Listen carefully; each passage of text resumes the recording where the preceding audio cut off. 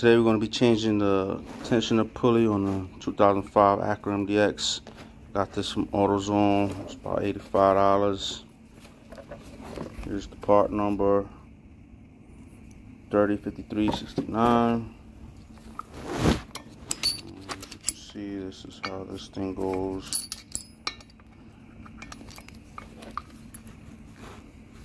Looks like it's just two bolts, one here and this one.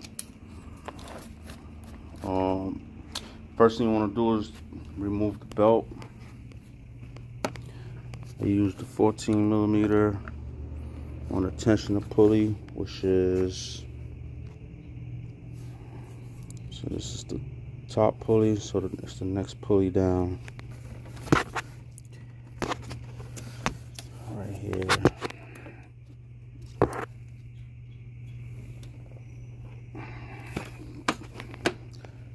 When you put the, want to use something like a breaker bar, some kind of long.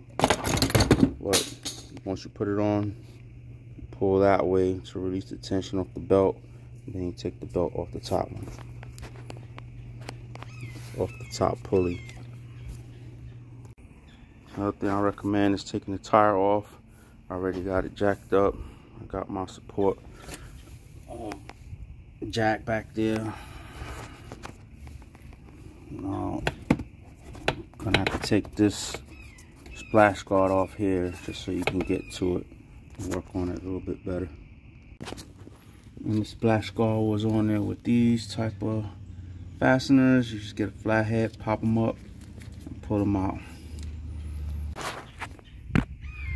Okay, so for the splash guard, it's attached to the whole long piece here is all attached together. So what I just did, I removed some of them, and then I bent this out of the way.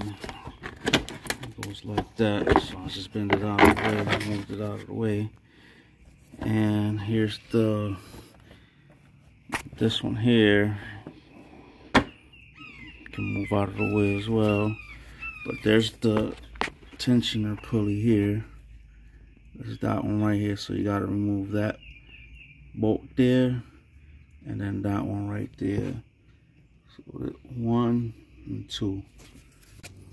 Okay, now for the top bolt, that's a 14mm, and the one here is a 12.